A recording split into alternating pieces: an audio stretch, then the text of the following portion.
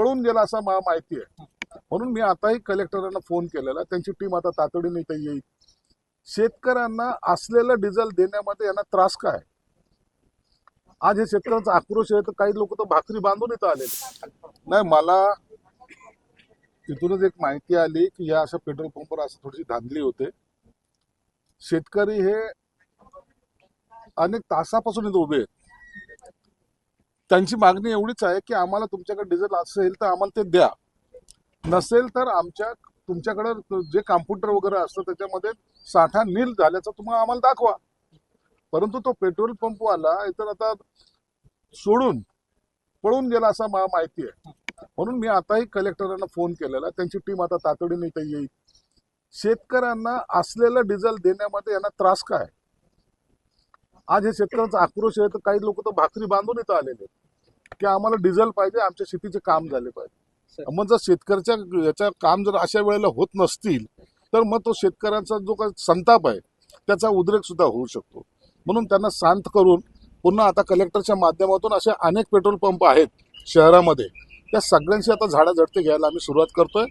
सगळीकडे जाऊन त्याची तपासणी करतोय.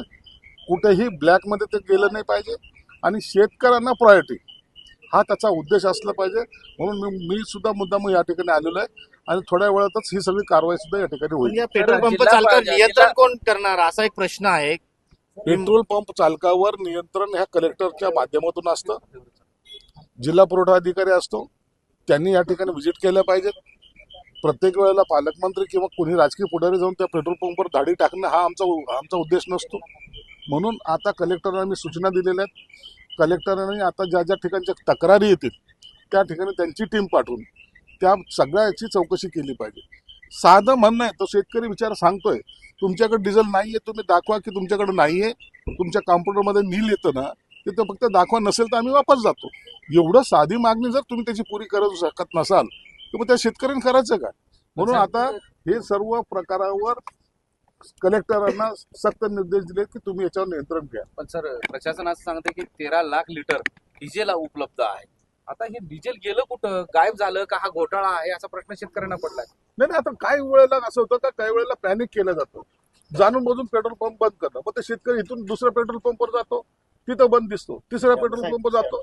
म्हणून इतक्या पेट्रोल पंपवर फिरून त्याच्यात जर त्या ट्रॅक्टरमध्ये किंवा त्याला जर डिझेल मिळत नसेल तर तो पॅनिक होणार ना. म्हणून हे का असं घडतंय याच्या मागची कारणं सुद्धा शोधावी लागतील.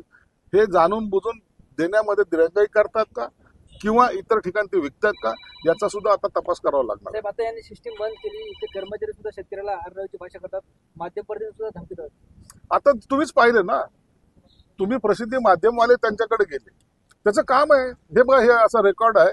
कदाचित शेतकऱ्याला तुम्ही अनपढ समजत असाल, ठीक आहे, तुम्हाला तर दाखवलं पाहिजे होतं. शेतकरी आता एवढा अनपढ राहिलेला नाहीये, त्याला कळतं सर्व. म्हणजे शेतकऱ्याला दाखवायचं नाही, प्रसिद्धी माध्यमाला दाखवायचं नाही, दाखवायचं कुणाला? आणि पब्लिकली आहे ना. तुम्हाला घाबरण्याचं कारण काय, मला हे तर समजून द्या. सर, आता एक प्रश्न असा आहे की तुम्ही पालकमंत्री आहात, तुमच्या समोर हे सगळे कर्मचारी मालक पळून गेलेला आहे, आम्ही त्याचे साक्षीदार आहोत. अशा परिस्थितीवर या पेट्रोल पंपावर हे शेतकऱ्यांना त्यांनी खोटं बोललेलं आहे, साठा उपलब्ध आहे असं आम्हाला लक्षात येतं. काय कारवाई करायला लावणार? आता 15 मिनिटांमध्ये इथे कलेक्टर ऑफिस मधली टीम येईल, या सगळ्या पेट्रोल पंपचा ताबा घेतील आणि तेच त्यांच्या पद्धतीने जी काही शासकीय कारवाई त्यांच्यावर केली जाईल.